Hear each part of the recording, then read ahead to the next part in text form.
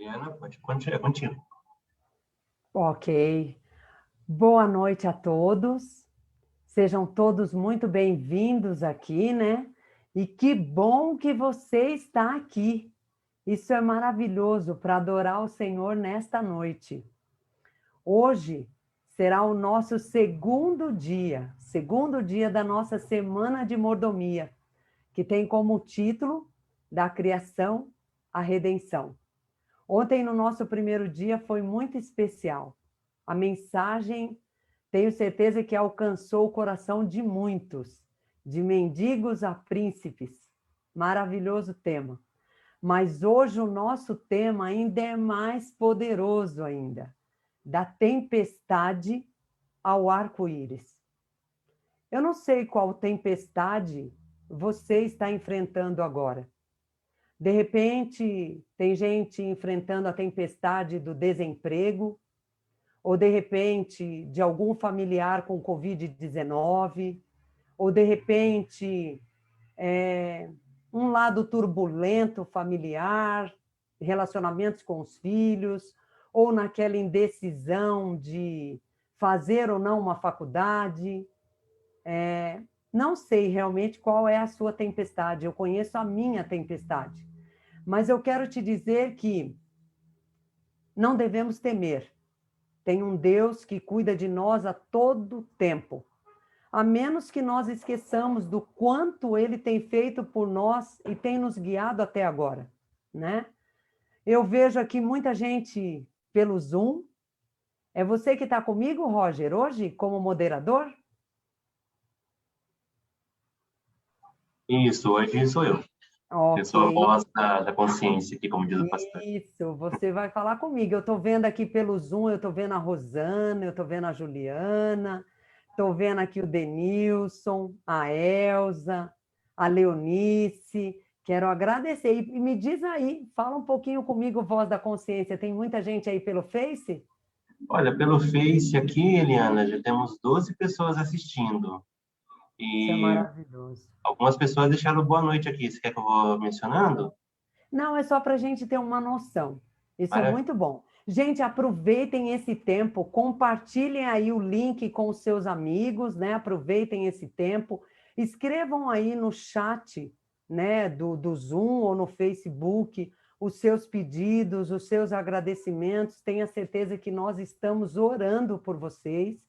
E o pastor também, ao longo da noite, ele vai relendo e vai intercedendo e orando também por cada um desses pedidos e desses agradecimentos, tá certo? Por falar em pastor, né? Ele também está fazendo uma série aí de manhã, 6 horas da manhã, livres pelo Facebook. Hoje, por sinal, ele trabalhou uma mensagem muito bonita de Neemias 8:10. Se você acorda cedinho aí, é sempre muito bom sair com a palavra, sair com Cristo no coração, tá certo? Então vamos começar, vamos louvar ao Senhor, vamos adorar ao Senhor com o nosso primeiro louvor, rumo ao Porto Seguro. Vamos louvar ao Senhor?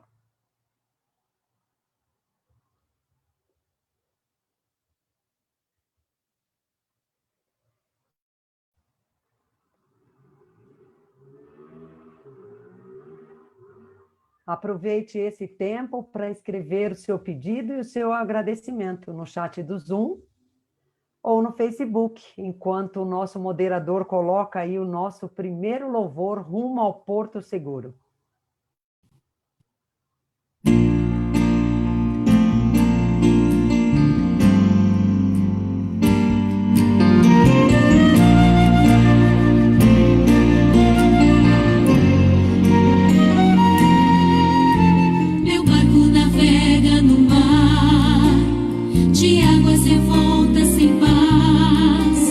Terríveis trovões, tempestades de alto mar.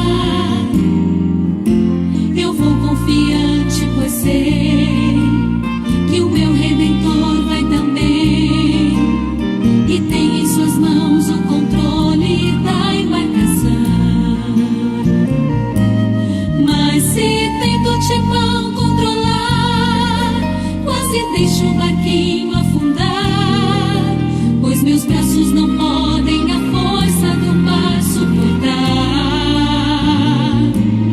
Cristo então me estende sua mão e controla a embarcação, sorrindo pra mim me oferece a salvação.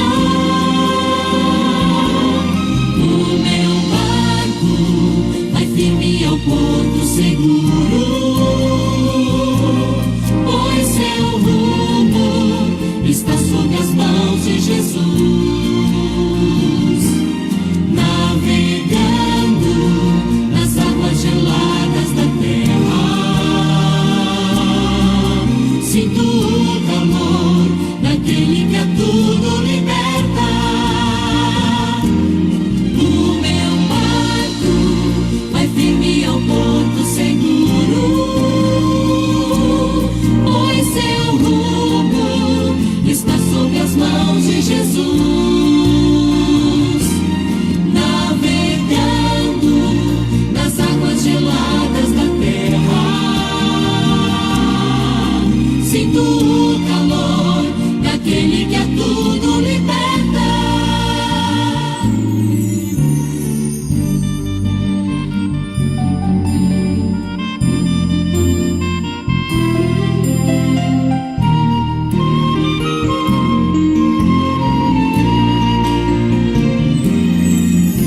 Depois que entreguei a Jesus o rumo da embarcação, não tive mais medo das ondas do alto mar. Em breve irei atracar no mar onde a água é cristal, e onde estarei para sempre liberto no mar. Só então saberei como foi que Jesus até ali me guiou. Só então saberei como foi que ele o barco salvou. Finalmente atraco no cais, que alegria poder encontrar os barcos de irmãos que também chegaram ao lar. O meu barco vai firme ao porto seguro,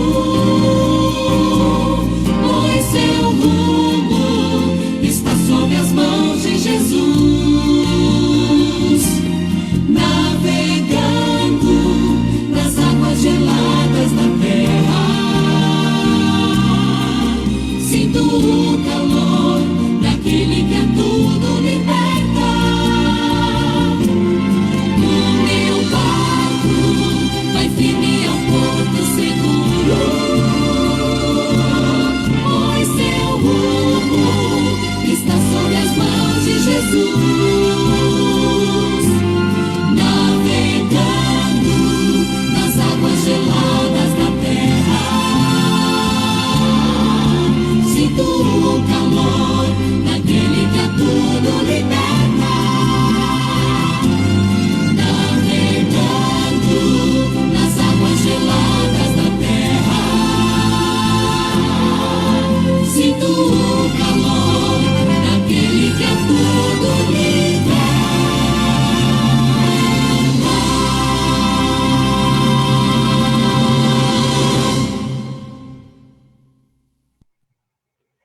Realmente, Jesus é o nosso porto seguro. Ele que nos liberta, Ele que nos cuida, que nos ama, né? Eu vi aqui um pedido do Tiago Herodec, né? Pela minha saúde, pela misericórdia de Deus na vida dos meus filhos.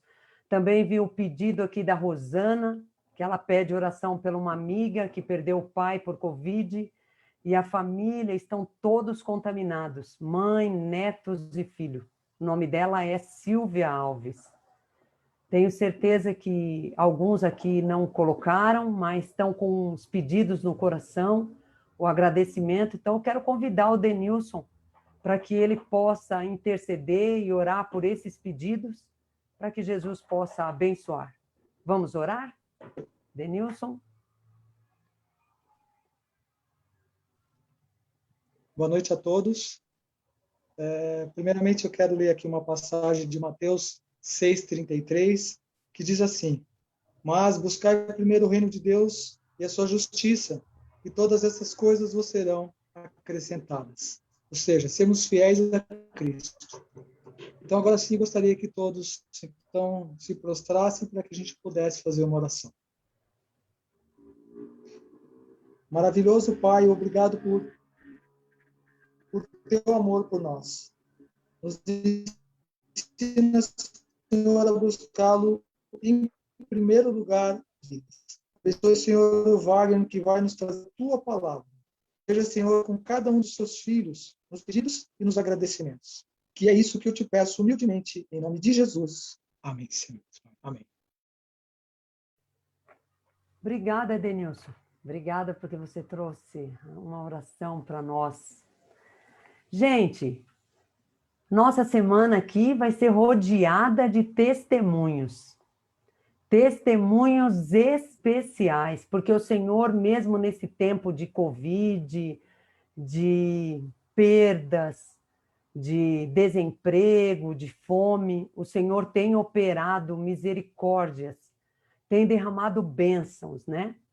E com certeza, na nossa igreja, tem muitos testemunhos maravilhosos.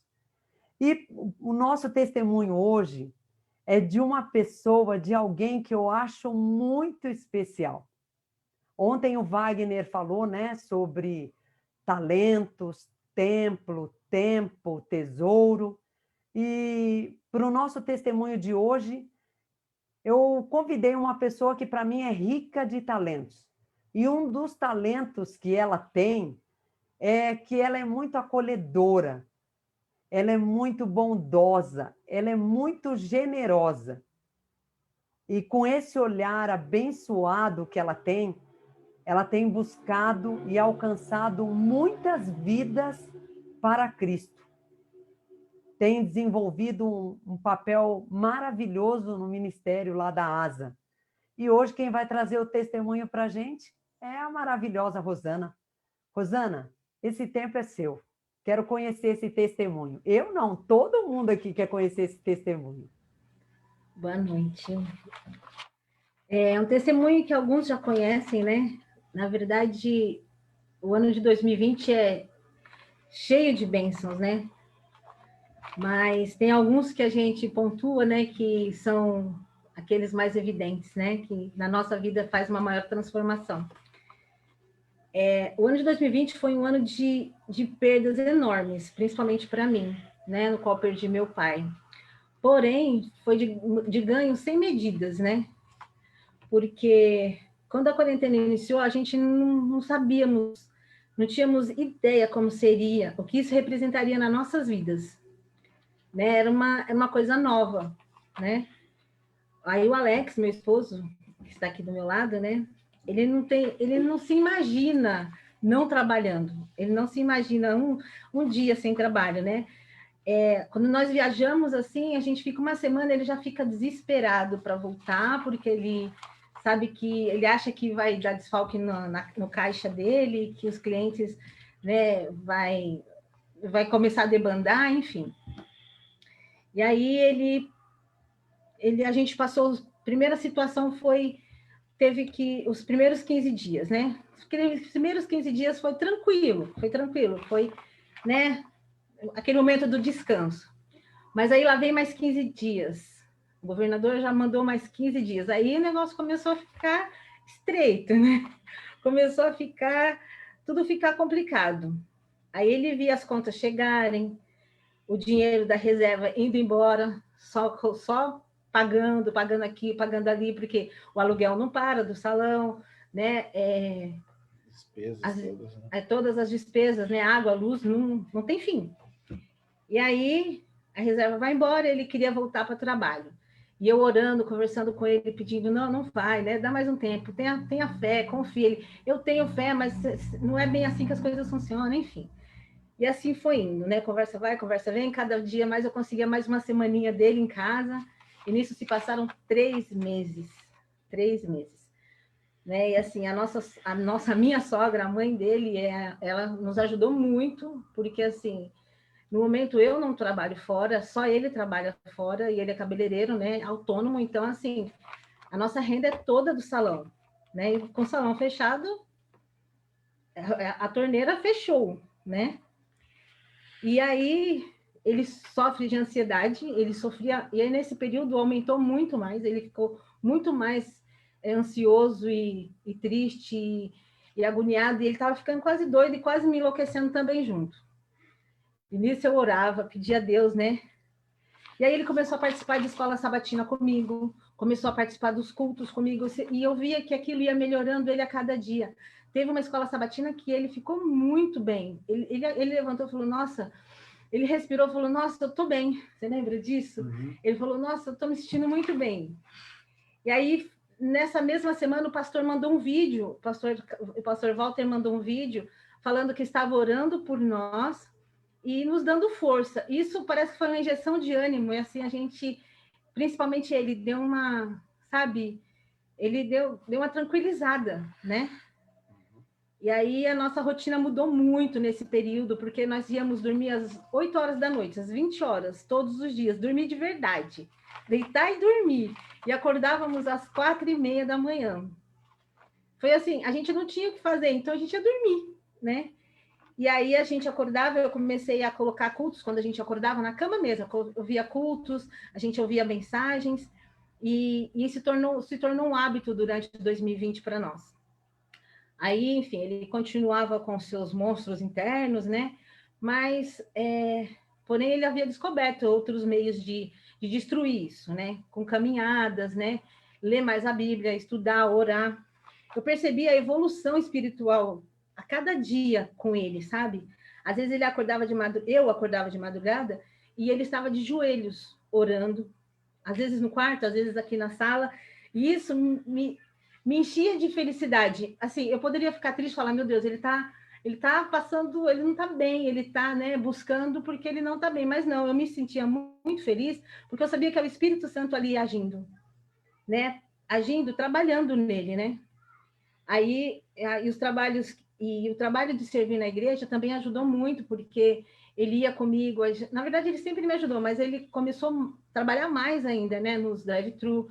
Todo dia a gente ia na igreja, todos os dias a gente ia na igreja entregar a cesta básica, às vezes 2, às vezes 3, às vezes 1, era tarde, era noite, era de manhã, né?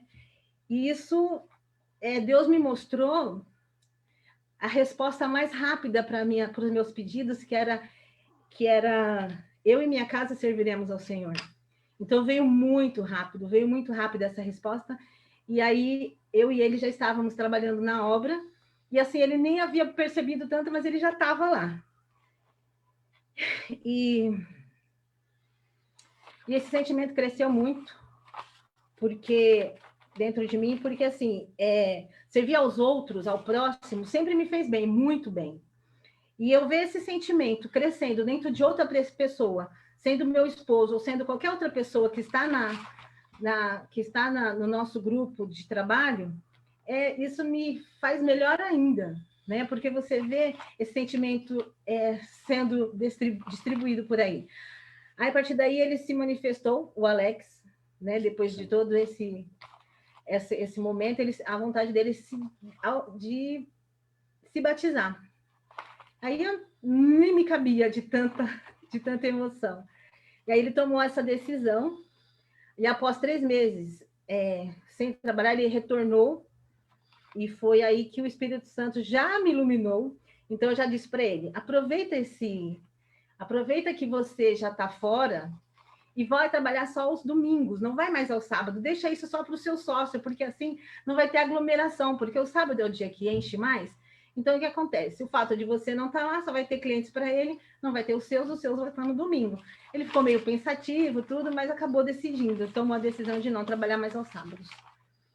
Pela glória de Deus. E aí, através disso, depois que ele começou a guardar os sábados, ele está buscando mais conhecimentos e está aí fazendo estudo bíblico, e em breve, muito em breve, né? Sim. Ele vai descer as águas. E assim, a pandemia em si, para finalizar, porque eu só tinha 5 minutos, acho que eu já ultrapassei aí.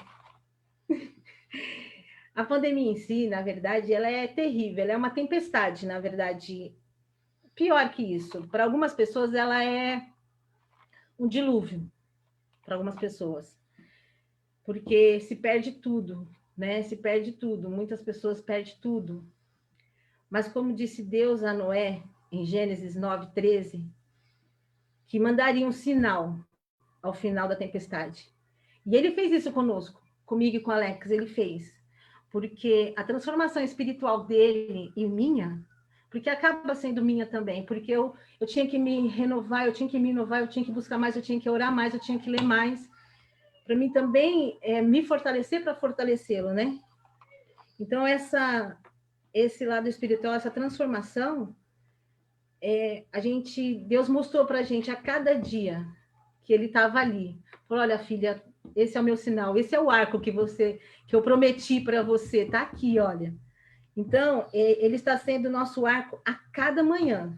A cada manhã, quando a gente abre os nossos olhos e vê que a gente tem mais um dia, mais um novo dia pela frente. E é isso, eu acho que buscar Deus todos os dias, se entregar, é o que a gente precisa, e ajudar o próximo nos faz muito bem. E nos faz crescer, e é isso. E é maravilhoso te ouvir, Rosana. Obrigada. É maravilhoso ver o Senhor operando na vida dos seus, daqueles que Ele ama. O Senhor busca cada um de nós a todo tempo. Louvado seja o Senhor pela sua Amém. vida, pela vida do Alex, e tenha certeza que o seu testemunho aqui está transformando vidas. Amém. Tenha certeza disso. E o título hoje, né, é da tempestade para o arco-íris. Então, de repente, houve toda essa tempestade do Covid para que viesse o arco-íris e viesse o Alex para o Senhor. Isso é maravilhoso, porque ele já era, agora Amém. Mais ainda. Alex, você e a Rosana são um casal, assim, maravilhoso. Muito obrigado. Jesus os abençoe, viu? Amém. Amém. Então, agora nós teremos, né, uma mensagem musical aí pelo Diógenes e a Fernanda. Vamos ouvir essa mensagem aí para coroar esse testemunho tão lindo aí da Rosana e do Alex.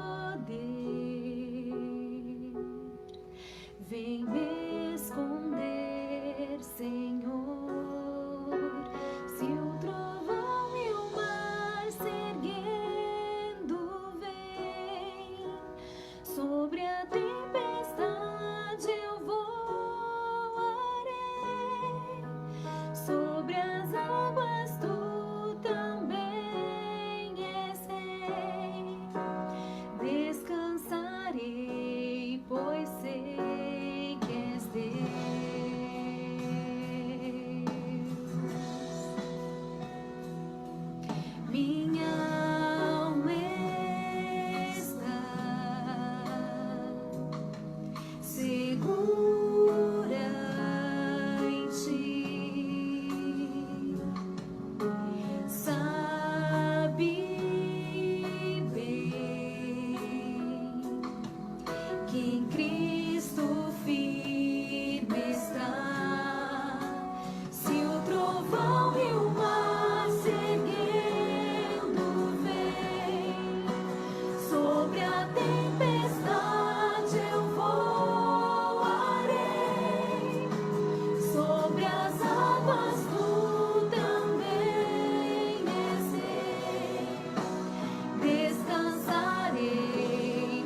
sei que és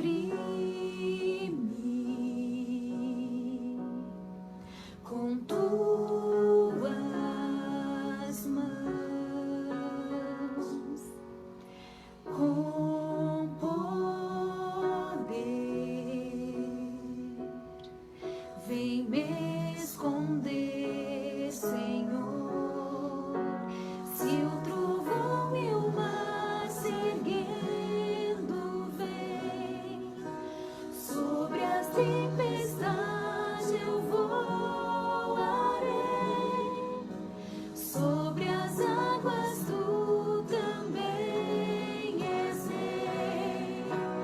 Descansarei, pois sei que és Deus. Se o trovão e o mar seguindo vem, sobre a tempestade eu voarei. Sobre as águas tu também és rei.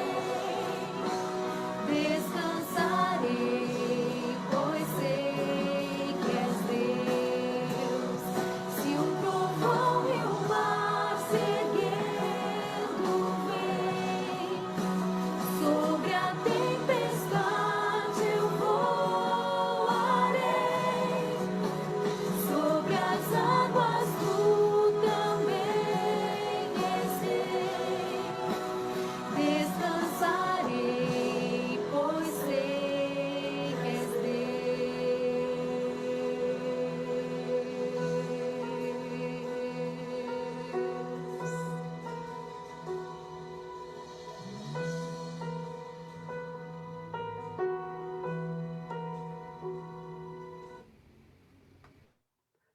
Linda mensagem, Fê.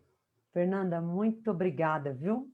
Realmente, se o trovão e a tempestade vêm, descansaremos no Senhor, porque Ele é Deus. Wagner, o tempo é seu agora, que Jesus te use e te abençoe. Amém, amém. Boa noite a todos. É realmente uma bênção podermos estar juntos nesse início de semana, né? Domingo aí, o primeiro dia da semana. Temos a oportunidade de poder estar no segundo dia dessa semana de mordomia e tenho certeza aí que Deus continuará falando aos nossos corações. Continuando porque, através do testemunho da Rosana, do Alex, a gente já sente realmente a presença de Deus, sente o cuidado de Deus com cada um de nós, com a música da Fernanda, então a gente sente aí realmente Deus falando aí aos nossos corações, né? E eu creio que Ele vai apenas continuar falando a nós. Queridos, no tema de ontem, nós falamos aí sobre a importância, né? Ontem nós vimos que o nosso maior desafio, na realidade, para participarmos do plano de mordomia, entendermos, fazermos parte, não é uma questão de compreender ou de entender o assunto, né? Esse não é o problema aí. Não se trata do racional. Eu não sei o que é mordomia, eu não entendo o que é mordomia, não tem nada a ver com isso, né? Mas sim é um problema espiritual. Quem está no controle? Quem está sentado no trono? Eu ou Deus, né?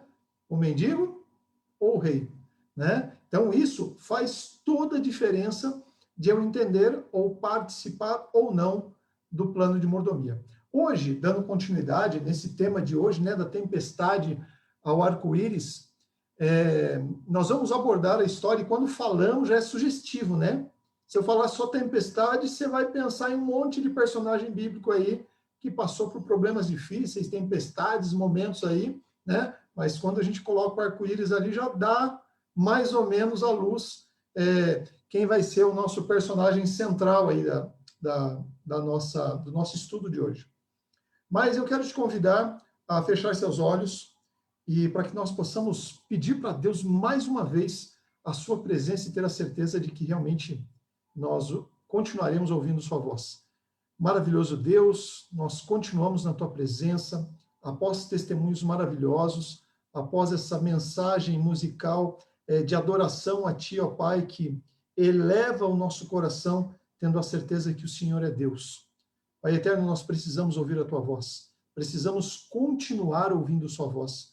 Portanto, fala conosco, Pai. Não aquilo que nós queremos, mas aquilo que nós precisamos. Nós te pedimos essas bênçãos no doce nome de Jesus. Amém. Abra sua Bíblia lá em Mateus, capítulo 24. Abra sua Bíblia no conforto da sua casa aí, né? Junto com seus queridos. Aproveita que dá tempo ainda, se conseguir convidar alguém para entrar, é muito simples, né?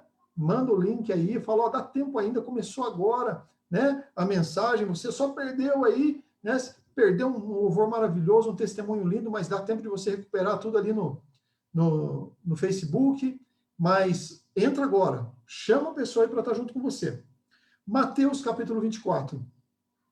O capítulo 24 de Mateus é um capítulo escatológico, né? Que fala aí sobre o tempo do fim, né? Então, o capítulo todo de Mateus, ele vem falando sobre o tempo do fim, o estudo do tempo do fim aí. E Jesus, então, usa o capítulo 24 do livro de Mateus, no versículo 37 até o 39, ele fala aí, na realidade, nesse capítulo, o seguinte, Mateus, capítulo 24, versículo 37 a 39.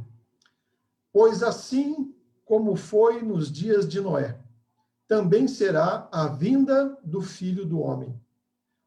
Porquanto, assim como nos dias anteriores ao dilúvio, comiam e bebiam, casavam e davam-se em casamento, até o dia em que Noé entrou na arca. E não perceberam, senão quando veio o dilúvio e os levou a todos. Assim será também a vinda do Filho do Homem. Muito bem, esse texto no qual Jesus menciona, lá no Evangelho de Mateus, no capítulo 24, ele nos faz refletir, né? Na realidade, como foi nos dias de Noé? Como que foi nos dias de Noé? Quem foi Noé? Então vamos lá agora para Gênesis, capítulo 6. Porque Jesus diz que no final dos tempos, porque Mateus 24 trata desse tempo, né, do final dos tempos, de como estaria o mundo antes da volta de Jesus, precedendo a volta de Jesus. E aí Jesus, ele faz essa analogia. Assim como estava no período de Noé, assim estará também no final dos tempos.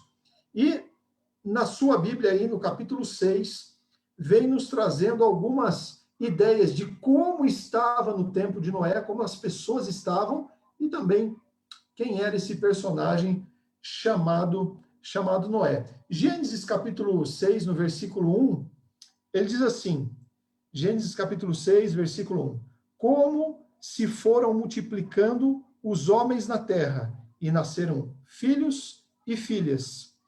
E no versículo 5, diz assim, viu o Senhor que a maldade do homem havia se multiplicado. No versículo 1 diz que os homens multiplicaram, e junto com eles foram se multiplicando também a maldade. O que nos leva a crer que o ensinamento dos pais para com os filhos eram maus. Eles não falavam sobre Deus, haviam se distanciado de Deus, né? Tirado Deus do trono, assumido o controle da situação, e aí, assim como o homem se multiplicava, a maldade também seguia aí no mesmo caminho, né? Se multiplicava junto. As famílias eram famílias maldosas, né? E o texto diz aqui no versículo 5, viu o Senhor que a maldade do homem se havia multiplicado na terra, e que era continuamente mal todo o desígnio do seu coração. Você vê aí que o homem realmente diz que qualquer intenção que o homem tinha era uma intenção má, né? Diz que a maldade ela estava ali num grau que, no versículo 6, o próximo que nós vamos ler, vai levar Deus a ter uma decisão. Olha só, no versículo 6, diz assim, então se arrependeu o Senhor de ter feito o homem na terra, e isso lhe pesou o coração. Gente, não é o tema do nosso estudo hoje, mas só para você entender, porque quando falamos de arrependimento, geralmente quando você fala que você se arrependeu de algo, é porque você não sabia o resultado que ia dar, não é? Você fala, puxa, se eu soubesse, não teria feito. Como eu estou arrependido? Mas espera aí, nós estamos falando de Deus. Se Deus se arrependeu, é porque ele não sabia o que ia acontecer. Então, espera aí, Deus realmente é onisciente? Porque ele se arrependeu aqui? Se ele se arrepende, ele não sabia, ele fez algo e vamos ver o que vai dar. Não. O sentido da palavra arrependimento aqui é quando houve a tradução, né, da Bíblia, se traduziu para uma palavra que entendeu-se ser mais próxima ali. Mas a raiz dessa palavra arrependimento, Quando o homem se arrepende, quando a Bíblia fala, e arrependeu-se o homem, né? Lá quando Jonas vai pregar em Nínive, e diz que toda a população se arrependeu, essa palavra no original, ela significa metanoia, no grego. Metanoia. Ou nahan, que é no hebraico. Então, o que significa o arrependimento humano? É tristeza pelo pecado, abandono do pecado e retorno a Deus. Tem que ter esses 3 itens aqui. Tristeza pelo pecado, abandono do pecado e retorno para Deus. Isso é arrependimento, quando a Bíblia fala arrependimento. Mas se eu ler aqui que Deus se arrependeu, Deus, ele não sente tristeza pelo pecado porque ele não peca. Ele não abandona o pecado porque ele também não peca. Ele não retorna para ele mesmo arrependido, né? Então, o significado da palavra arrependimento aqui não é metanoia e nem nahan no hebraico. O sentido da palavra aqui no grego é metamelomai, ou shub no grego, que o significado é mudança de atitude de Deus para com o homem. Entendeu? Quando cita, toda vez que você lê que fala que Deus se arrependeu, não quer dizer que ele não sabia o resultado. Quer dizer que Deus vai mudar a sua atitude de acordo com a atitude minha e sua. Se eu me arrependo, abandono o pecado, sinto tristeza por ele e volto para Deus, Deus muda a sua atitude para comigo. Isso fica claro na situação de Nínive lá, né? O povo se arrependeu, mudou de comportamento e Deus se arrependeu, ou seja, falou que ia destruir e não destruiu. Entendeu? São 2 coisas diferentes, arrependimento humano e arrependimento divino. Então, aqui, quando fala que Deus se arrependeu de ter criado o homem, não quer dizer que Deus não sabia o resultado. Deus é onisciente. Quer dizer que Deus decidiu mudar de atitude. Ele decidiu destruir o homem de tanta maldade que havia ali no coração daquelas pessoas. Não havia mais possibilidade de conversão. Eles haviam avançado tanto que a única solução ali era a destruição, né? No versículo 8, porém, todavia, entretanto, nós encontramos alguém aqui que ele estava fora desse contexto. No versículo 8, diz assim, porém, Noé achou graça diante do Senhor. Eis a história de Noé. Noé era homem justo, íntegro, entre os seus contemporâneos. Noé andava com Deus. É quase aqui o relato de Jó, o capítulo 1, não é? Quando fala de Jó, parece que está falando de Jó também, né? Quando o livro de Jó cita sobre ele, fala que havia um homem na terra de Ur, homem reto, íntegro, temente a Deus e que se desviava do mal, não é isso que fala? Aqui parece que está falando, né? Uma pessoa com um caráter muito, muito interessante ao ponto de Deus relatar sobre ele. Diz que Noé era justo, íntegro e andava com Deus, né?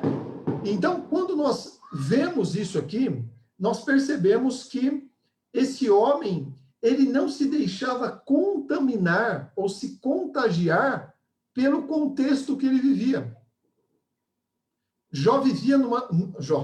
Noé vivia no meio que Deus falava que a maldade era tanta que não tinha solução ali. Mas nesse meio havia uma família.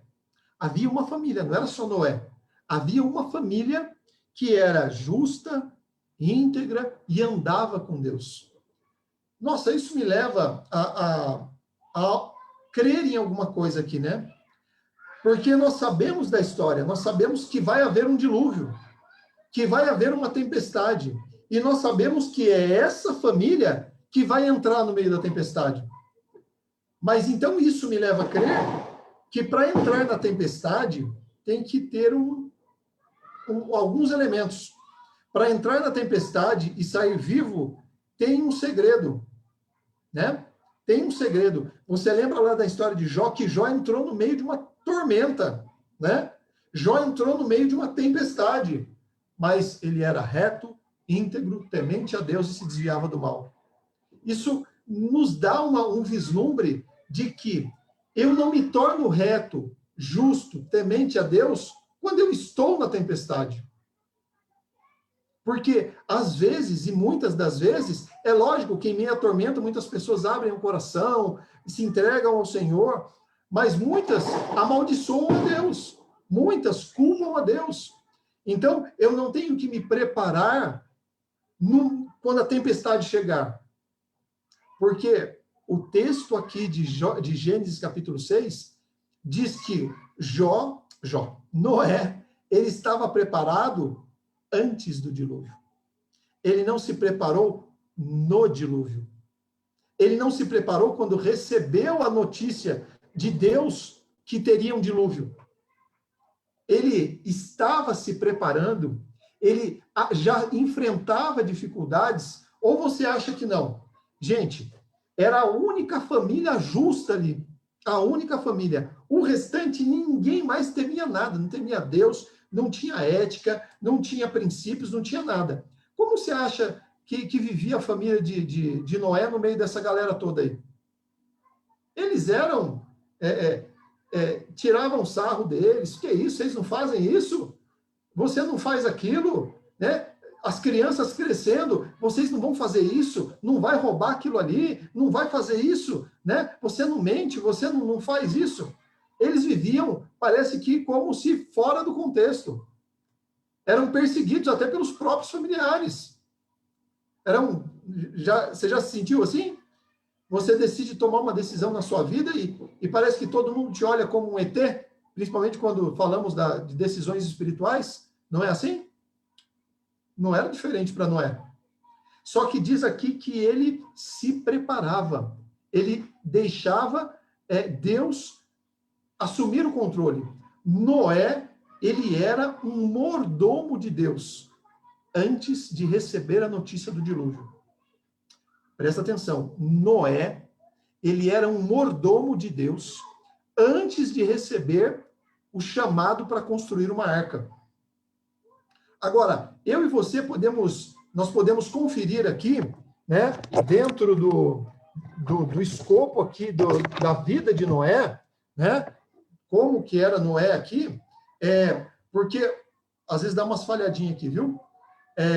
Noé, e nós temos a certeza de que Noé já era um mordomo de Deus antes do chamado para o dilúvio, porque lembra daqueles 4 itens lá, os 4 T's do mordomo? Você lembra? Como eu gostaria de estar na igreja para ouvir você falando, né? Mas, olha só, os 4 T's, você não vai esquecer mais, hein? Templo, tempo, templo, o corpo, tempo, relógio, talentos e tesouros. São os 4 T's da mordomia. Templo, talento, tesouro e templo. Gente, olha como não há dúvidas, e Gênesis capítulo 6 mostra claramente que Noé, ele era um mordomo de Deus. Porque Noé, ele dedicava seu templo para Deus. O seu corpo, que era o templo, né? Nós cremos que é o nosso corpo é o templo do Espírito Santo. Noé dedicava, porque Gênesis capítulo 6, versículo 8 e 9, já diz, nós já lemos, que ele era justo, íntegro e andava com Deus. Então, o Espírito Santo falava com aquele homem, ele tinha contato, comunicação direta com Deus. Gênesis capítulo 7, a gente não leu ainda, mas lê aí 7, versículo 1. Gênesis capítulo 7, versículo 1. Diz assim, disse o Senhor a Noé, entra na arca, tu e toda a tua casa. Entra tu e toda a tua casa. Porque, olha, Deus falando, gente, Deus falando.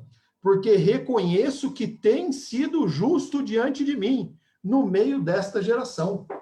Olha o que Deus falava. Você tem alguma dúvida de que Noé dedicava o seu templo para Deus? Nenhuma, né?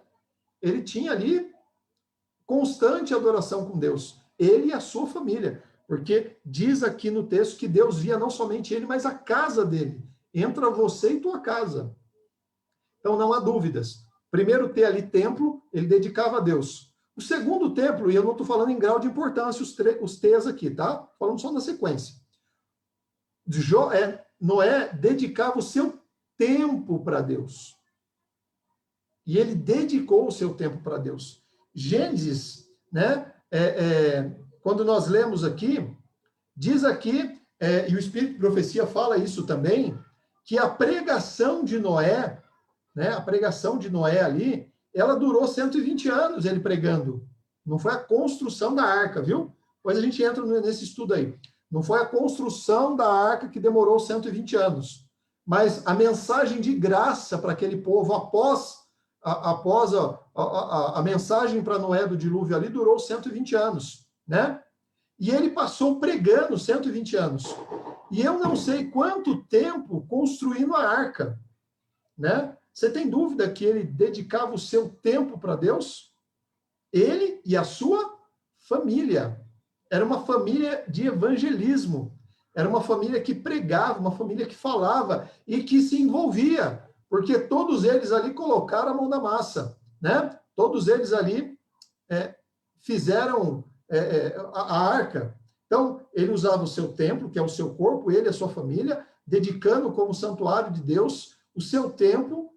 Noé dedicava os seus talentos. Olha só, agora, se eu pudesse perguntar para vocês aqui, qual que era a profissão de Noé? Quero ver, eu vou ler os seus lábios aí. Qual a profissão de Noé?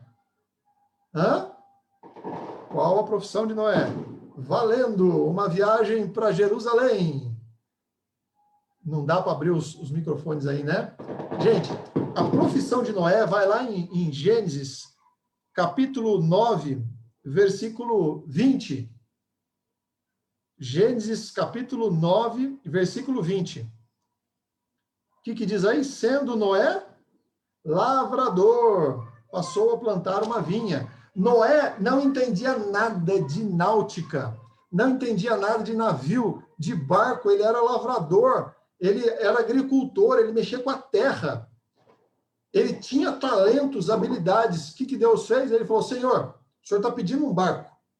Se o Senhor me pedisse uma plantação, eu ia te entregar ela bonitinha, arada, ia semear, entregar ela, ia dedicar todos os meus talentos. Mas, Senhor, eu não manjo nada de fazer barco, não entendo nada. Ainda mais desse tamanho que o Senhor está pedindo. Mas, Senhor, estou aqui.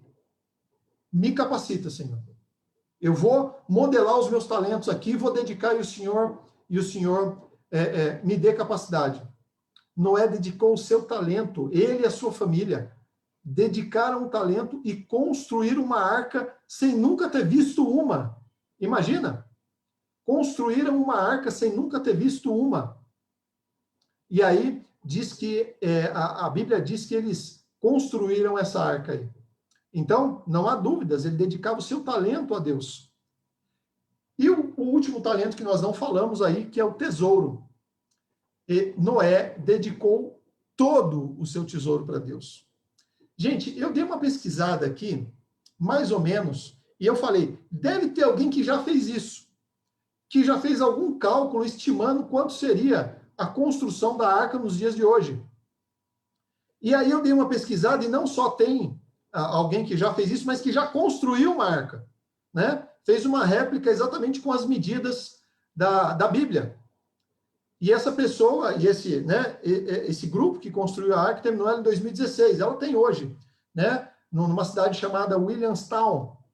Eles terminaram essa arca exatamente com as medidas bíblicas. E essa arca, ela custou 100 milhões de dólares para fazer essa arca. 100 milhões de dólares. Convertendo no dólar de hoje, mais ou menos 569 milhões de reais, né? Para construir a arca. Usou de madeira para fazer essa réplica 8 mil metros cúbicos de madeira para fazer essa arca. Gente, eu não sei o que Noé plantava quando ele era lavrador, mas eu imagino que, por mais que ele tivesse uma plantação vasta, ele não tinha recursos suficientes para fazer essa arca. Não sei você o que você acha. Mas Wagner, era só ir na floresta e cortar e... Olha só, gente, tinha que gastar, a serra, você tinha que trocar a serra, você tinha que montar bancadas, você tinha que comprar algumas coisas, não surgia tudo do nada ali, né? Ele talvez não gastou 100 milhões de dólares ali, mas ele gastou. Ele dedicou todos os seus recursos na construção da arca. Você tem dúvida que Noé dedicou os seus tesouros para Deus? Não tem dúvida nenhuma. Ele dedicou para algo que, de repente, ele nem sabia ali se aquele negócio ia flutuar. Ele confiava no que Deus falou. Ah, o Senhor projetou? O desenho é esse, Senhor. Se o Senhor falou, está falado. Eu vou fazer. Eu e a minha família. Eu e a minha família. E aí, nós temos a certeza de que Noé, ele era um mordomo de Deus. Templo, tempo, talentos e tesouros dedicados ao Senhor. Ao Senhor. Noé viveu o evento escatológico da sua época. Porque ele estava vivendo o tempo do fim para aquela época. Sim ou não? Ele estava vivendo o tempo do fim para aquela época. Ia sobrar só ele.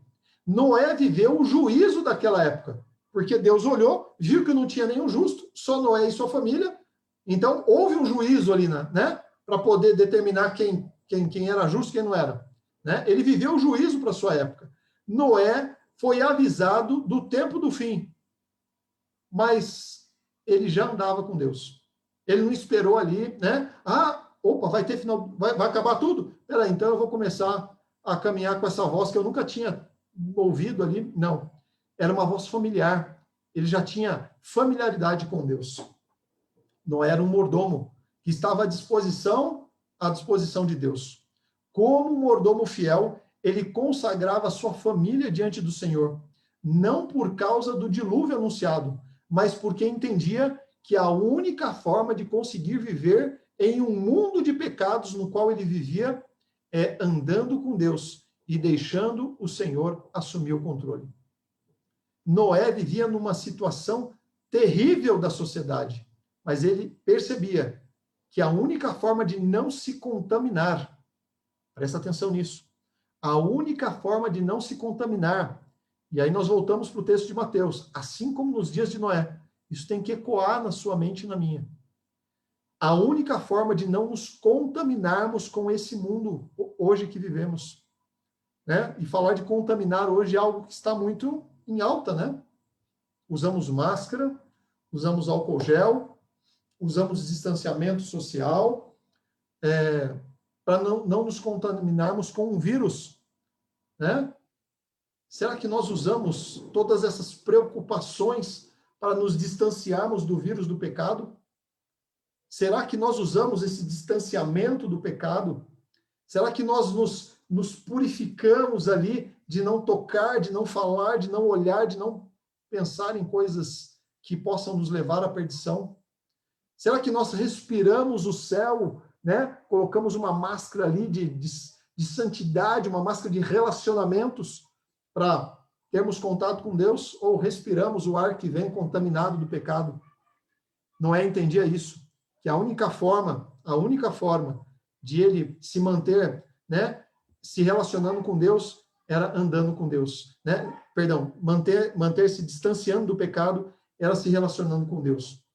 Você imagina que Noé e sua família já enfrentaram tempestades antes do dilúvio? Não tempestades físicas de chuva, porque não havia chovido ainda, mas problemas, dificuldades. Você imagina que eles já enfrentaram isso? É lógico que já. É claro que já. Mas eles não passaram esses momentos sozinhos. Eles passaram com Deus. E esse era o segredo. Eles não sabiam, eles não imaginavam, na realidade, o volume do dilúvio. Eles não tinham noção que era o dilúvio. Deus falou, vou mandar dilúvio, mas ele não deu detalhes, não mandou uma mensagem, né, uma telinha do futuro ali, ó, vai ser assim, Noé. Ele não sabia, mas ele falou, não sei o tamanho dessa, mas eu já passei por dificuldade. Senhor, eu já passei por muitos problemas. Você lembra de Davi, quando ele chegou diante do rei Saul? Davi não sabia como ia ser a luta com o gigante. Ele não sabia, talvez, ali o tamanho do gigante. Ele nunca viu o gigante lutar. Mas ele falou, Senhor, eu tenho algumas referências. Senhor rei, né? Rei, eu tenho algumas referências. Ó, Deus já me livrou de um urso, já me livrou de um leão, e esse homem aí deve ser feroz, igual um urso, igual um leão, e ele vai cair também. E Deus vai me ajudar também. Davi não tinha nem noção de como ia ser, mas ele tinha certeza de que Deus ia livrá-lo. Noé não tinha ideia do tamanho do dilúvio. Não tinha ideia. Foi tão terrível o dilúvio que a senhora White cita que Satanás temeu pela própria vida. De tão terrível que foi o dilúvio. Noé não sabia como ia ser. Mas sabe o que ele falou? Senhor, eu já passei por dificuldades e todas elas o Senhor esteve à frente. O Senhor segurou na minha mão. Não sei como que vai ser, mas então aí, Senhor. Vamos enfrentar esse dilúvio aí. E aí, ele confiou em Deus, né? Ele se entregou a Deus. Noé e sua família entraram na arca. A Bíblia diz lá, quando você lê, que eles entraram na arca. E sabe quantos dias eles ficaram na arca? Faz com a mão aí. Quantos dias eles ficaram na arca? Faz com a mão. Isso, 7 dias. Eles ficaram 7 dias sem chover. Entraram na arca, fechou a porta da arca, um anjo fechou a porta da arca ali. Não dava para sair, entrar mais ninguém, não dava para eles saírem. Com aqueles animais lá, um calor, um sol ali, sem nuvens no céu, as pessoas do lado de fora dando risada, tirando o sarro ali, e eles dentro da arca. Sem uma gota de água. Acho que o cheiro não era agradável, a situação não era agradável, o constrangimento talvez às vezes passava pela mente deles ali, e eles ficaram 7 dias até que começou a chover. Quanto tempo que você está dentro da arca? Quanto tempo você está na igreja? Há quanto tempo? Há quanto tempo você, de repente menos tempo ou mais tempo, você está ouvindo falar que Jesus vai voltar? E você não viu nada ainda. Meu filho tem 6 anos e já me reclamou disso, sabia? Papai, mas Jesus não volta, eu estou esperando tanto tempo. 6 anos, ele tem 6 anos. E ele já me reclamou. Papai, mas tanto tempo e Jesus não volta. Papai, por que Jesus não acaba com esse coronavírus? 6 anos. Quanto tempo você está esperando Jesus voltar? Quantas dificuldades você já passou estando dentro da igreja? E parece que às vezes, né? Parece que eu estou aqui fazendo papel de bobo. Não levanta a mão não, mas você já se sentiu assim? Será que eu estou no caminho certo? Noé ficou 7 dias dentro da arca. E aí o texto diz, a Bíblia diz, que depois de 7 dias, eu vou tirar só minha folhinha daqui, tá? Depois de 7 dias, a Bíblia conta que começou a chover. E aí, Noé, com a sua família, diz que as pessoas, né, elas ficaram ali apavoradas. Noé entra na arca, e sabe o total de dias que ele ficou na arca? Se você fizer a conta ali, 377 dias dentro da arca. Choveu 40 dias e 40 noites. Mas isso não quer dizer que ele ficou 40 dias e 40 noites dentro da arca. Porque houve um período ali para baixar as águas. Ele ficou 377 dias dentro daquela arca. Como que ele ficou? Eu gosto de pensar que nós gostamos muito de florear algumas histórias, né? Como que você conta a historinha da manjedoura? Você coloca bonitinho ali, né? A gente nem fala, a gente fala um estábulo, né? Não fala curral, a gente fala um estábulo, né? E ali tinha uma manjedoura, a gente não fala coxo, porque Jesus ficou num coxo, né? Que a gente dá um nome bonitinho de manjedoura, né? E aí Jesus ficou ali, e bonitinho, um lugar bonitinho, que estava todo mundo de joelho, mas ali era um lugar fedido, ali era um lugar que tinha bicho, ali era um lugar que tinha, né? Era um lugar que, geralmente estábulo, assim, é um lugar que vai rato também, por causa de ração e de, né? Nós floreamos muito a arca, né? Principalmente para as crianças, né? A gente mostra os animaizinhos felizes lá dentro, com a cabecinha para fora, Noé sorridente, todo mundo alegre. Gente, Noé e a família dele estavam com medo. Você imagina isso ou não? Você imagina quando aquele barcão começou a levantar? Imagina o coração deles. A família estava com medo. Eles estavam talvez com dúvidas. Você já teve dúvidas dentro da arca, estando dentro da igreja? Não precisa levantar a mão, mas eu já tive. Aquela família dentro da arca estava com enjoo. Você já ficou um dia num barco? fazendo assim. Não sei quanto já teve o prazer de fazer isso. Um dia inteiro dentro de um barco. Dá enjoo, não é agradável. Eles ficaram 377 dias. Com certeza acostumaram. Tinha desconforto. Porque imagina, você dormir naquela tempestade, pelo menos nos primeiros dias, aquele barco fazia isso aqui, aquele ranger de madeira, aqueles bichos, né? O cheiro devia ser terrível, porque aquilo não era um barco, era um zoológico flutuante. Você já foi no zoológico? Você já passou perto de alguns animais ali que tem que fazer assim, ó, porque é terrível? E fora o trabalho, eles trabalhavam dia e noite, porque eles tinham que dar comida para todos aqueles bichos, né? 8 pessoas ali dando comida para aqueles bichos lá, e aí terminava da comida, tinha que tirar o resultado, né? Tinha que tirar o esterco dos animais, tinha que lavar. Eles trabalhavam dia e noite ali. Gente, o negócio estava difícil, né? Outra coisa que talvez você nunca pensou. Você imagina que a arca tinha timão? Aquela roda que se controla? Tinha ou não? Tinha ou não? Você nunca pensou nisso, né? Eu também não. Pensei estudando o tema aqui. Com certeza não tinha, gente. Porque isso aí tem que ter uma engenharia tremenda para fazer. Lógico que Deus poderia dar as coordenadas ali, mas não tinha timão, não tinha leme, não tinha aquela pazinha atrás ali que vai controlando o navio, não tinha bote salva-vida, não tinha remo, nem dava. A impressão que dava é que quando o dilúvio chegou, aquela caixa começou a flutuar e ficou à deriva.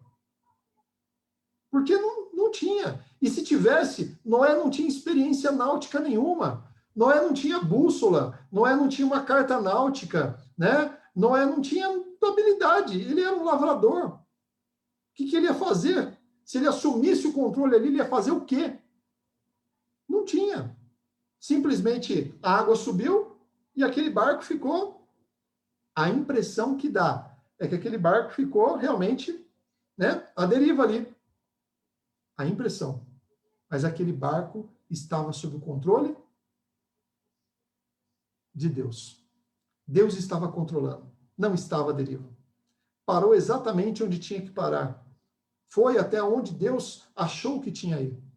Que muitas vezes nós já ouvimos de pessoas aí, né? Ou você e eu já falamos que nós não sabemos o que vai acontecer. Não dá a impressão, às vezes, que na nossa vida nós estamos à deriva? Quando a Rosana e o Alex deram um testemunho, gente, não dá medo, às vezes? Não precisa ter medo, não precisa ter vergonha de falar medo. Não dá medo, às vezes? Não dá desespero, às vezes? Lógico que dá. Isso é normal. Mas eu queria falar uma coisa para você. Eu e você não estamos à deriva. Nós não estamos como um barco solto no mar, sem controle. Há alguém no controle de tudo isso. Há alguém que está no controle da embarcação.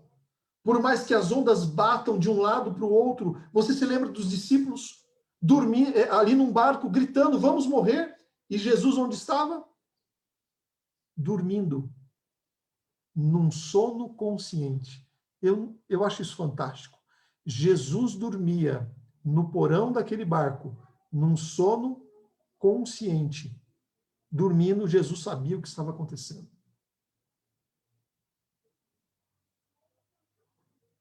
E ele estava no controle da situação. E aqueles homens chegam, Senhor, como o Senhor dorme? E aí Jesus levanta e acalma a tempestade e fala, puxa, até quando? Queridos, nós não estamos à deriva. Quando a Rosana falou da decisão do Alex ali, né? E isso me enche o coração todas as vezes que eu ouço isso. Sabe o que é isso, Alex? Como eu queria falar, eu estou olhando nos seus olhos, a gente não consegue se olhar. Isso é a certeza de que não é você, não é a Rosana que está no controle, mas é Deus. É o Senhor que está no controle da vida de vocês. Nós passamos sim por momentos difíceis, por momentos desafiadores, mas é o Senhor que está no controle. Há tempestade sim, mas é o Senhor que está no controle. Teve uma vez, algumas vezes, como eu gostaria de contar todas as experiências, mas teve uma vez que, numa sexta-feira, eu e minha esposa estavam separando, terminando as contas ali, né? Separando o dízimo, a oferta, tal. A gente sempre separa primeiro, há anos isso. E aí a minha esposa, ela sempre foi a que cuidou da parte das contas, né? Ela é administradora de empresa, tal. Então eu sempre gostei de deixar ela cuidando das contas ali. E ela chegou no final e falou para mim assim: amor, fechei aqui e olha só, para fechar a conta zerinho, dá tudo certinho, a gente não vai conseguir dar oferta. Não, a oferta não cabe. A gente tem, para fechar a conta, a gente tem que não dar oferta esse mês. Eu fechei os olhos, respirei, mas ela não falou que não ia dar, ela falou que era a única forma, né? Eu falei, meu amor, esse é de Deus. É Deus que está no controle. Lembra aqui que nós falamos ontem, quando eu estou no controle, a conta não fecha? Você lembra disso? Se nós estivéssemos no controle da nossa vida, nós íamos falar, então, a conta não fecha, não vamos dar oferta. É simples assim. Porque 2 mais 2 é 4. Eu falei, amor, Deus nunca falhou com a gente. E nós não vamos falhar agora. Vamos dar nossa oferta. Era uma sexta-feira. Eu já tive várias experiências de sexta-feira, assim, voltadas à oferta, né? E aí nós não tivemos dúvida, separamos, colocamos no envelope no sábado de manhã, com toda alegria, não foi com aquele pesar. Você já entregou assim, querendo segurar o envelope, o que eu estou fazendo da minha... Não, nós entregamos com alegria ali, ó. É o Senhor que está no controle. Segunda-feira de manhã, eu recebo uma mensagem no meu celular, aquelas mensagens de banco, sabe? Foi acreditado na sua conta. Eu abri minha conta. Queridos, pode ser que você ache que isso é historinha para me encaixar no sermão aqui. Exatamente o valor da nossa oferta caiu da minha restituição do imposto de renda na segunda-feira. A conta fechou ou não? Fechou a conta ou não? Mas não fui eu que fechei a conta. Você entende isso? Quando é Deus que está no controle, é Ele que assume tudo. Tem tempestade? Claro que tem. Mas quem está no controle é Deus. Quem está no controle da minha vida e da sua vida? Essa é a pergunta. É você ou é Deus? Quem está no controle da embarcação no meio da tempestade? Se sou eu, sabe o que eu faço? Eu solto o timão e começo a gritar, vou morrer, igual os discípulos. Mas se não sou eu sei que é Deus. E aí eu fico tranquilo. Porque mesmo que as ondas batam, mesmo que o barco balance, é o Senhor que está no controle. Você entende isso? Eliana, você entende isso? Queridos, vocês conseguem compreender isso? Você que está nos acompanhando pelo Facebook, você que está acompanhando em casa, você que está vendo isso agora, você entende que o controle da sua vida tem que ser do Senhor e não por você? Sabe por que nos desesperamos no meio da tempestade? Porque é nós que estamos no controle. E paz, grava isso, paz não significa ausência de problemas. Paz não significa ausência de problemas. Paz significa segurança em meio à tempestade. O mundo pode estar caindo ao seu redor. Você está em paz porque você tem certeza que é o Senhor que está no controle. Finalmente as águas começaram a baixar. Acabou a tempestade, as águas começaram a baixar. A água, então, ela aportou ali em segurança sobre o Monte Ararat. Onde baixou ali. Noé e sua família saem do barco, acho que respiram um pouco de ar puro, né? Depois daquele ar pesado ali, 377 dias. Eles saem do barco, deixa eu virar aqui, a gente está concluindo. E a primeira coisa que eles fazem é erguer um altar ao Senhor, e a família adora ao Senhor ali.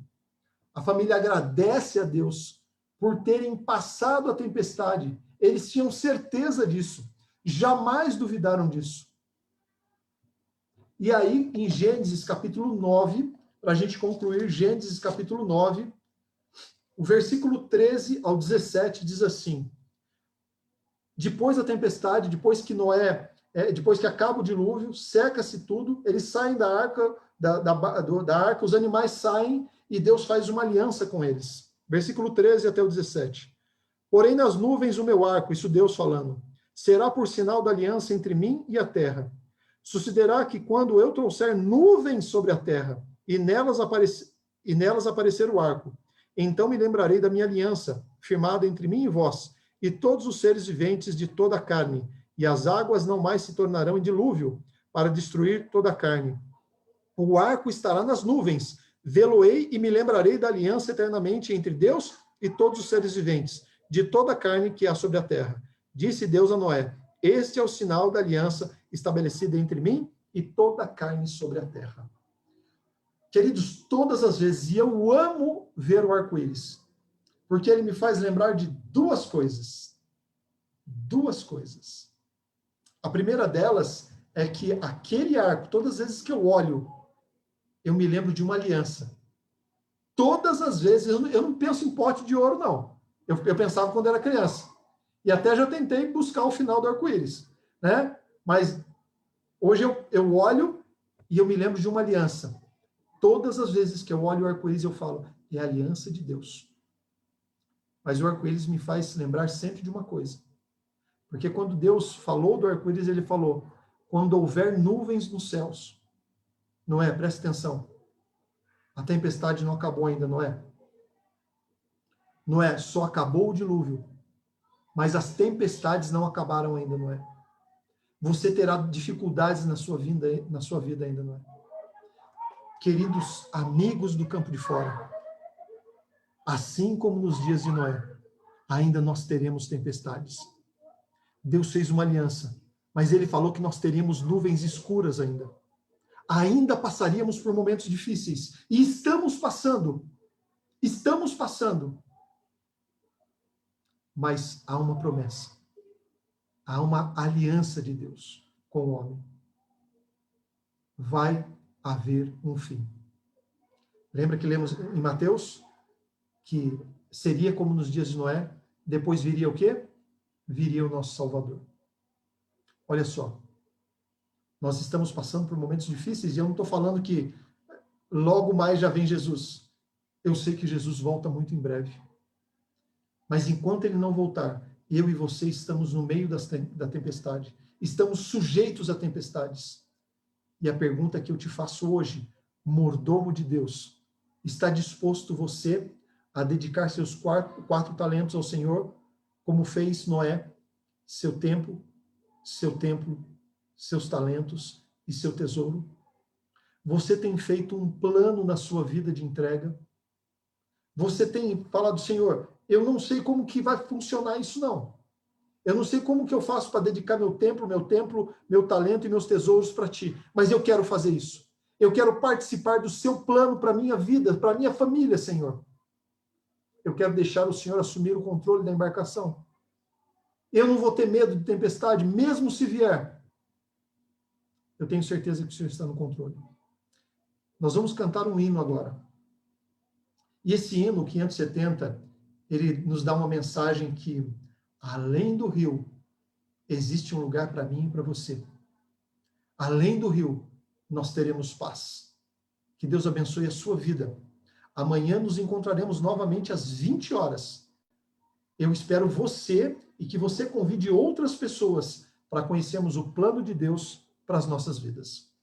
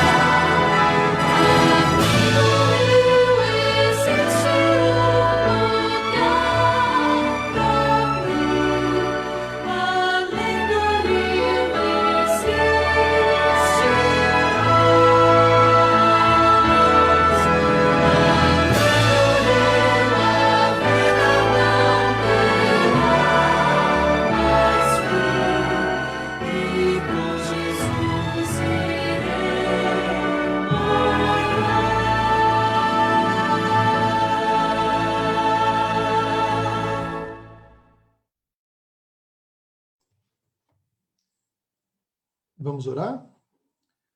Maravilhoso Deus, bom Pai que estás nos céus, obrigado, Jesus, porque temos a certeza que o Senhor tem planos e sonhos para a nossa vida.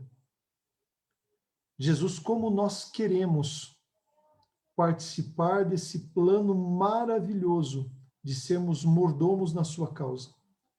Pai, nós não queremos mais assumir o controle da embarcação. Nós queremos que o Senhor seja o timoneiro, o Senhor seja o capitão desse navio, o Senhor seja aquele que vai nos conduzir rumo ao porto seguro.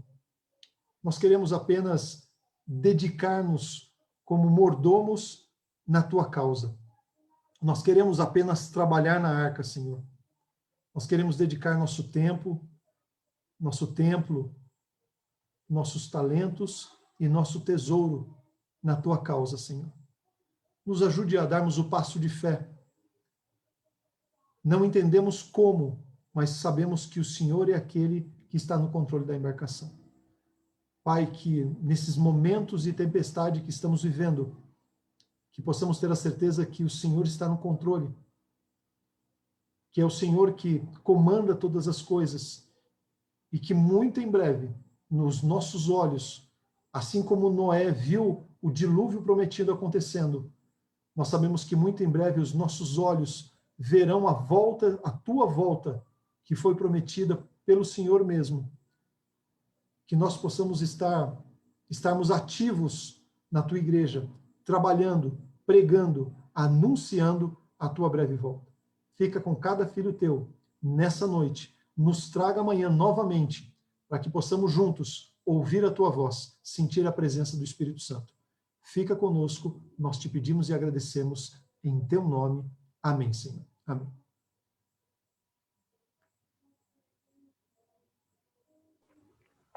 Wagner, quero te agradecer por essa mensagem poderosa. Eu não tenho dúvida de que o Senhor te usou para trazer essa mensagem nesse tempo tão difícil, né? Que possamos a cada dia buscar a sabedoria no Senhor, para que possamos ser mordomos fiéis antes mesmo do dilúvio, da tempestade. Que a gente possa a cada dia estar praticando os 4T: templo, tesouro, talento e tempo. Que a gente possa ter sabedoria através da palavra do Senhor. E eu quero agradecer a todos que esteve conosco aqui nesta noite. E com certeza, né, Wagner, estaremos esperando vocês amanhã aqui, às 20 horas, para a honra e glória do Senhor. Que vocês tenham uma noite maravilhosa e abençoada com Jesus. Amém. Obrigado, gente. Até amanhã, até amanhã.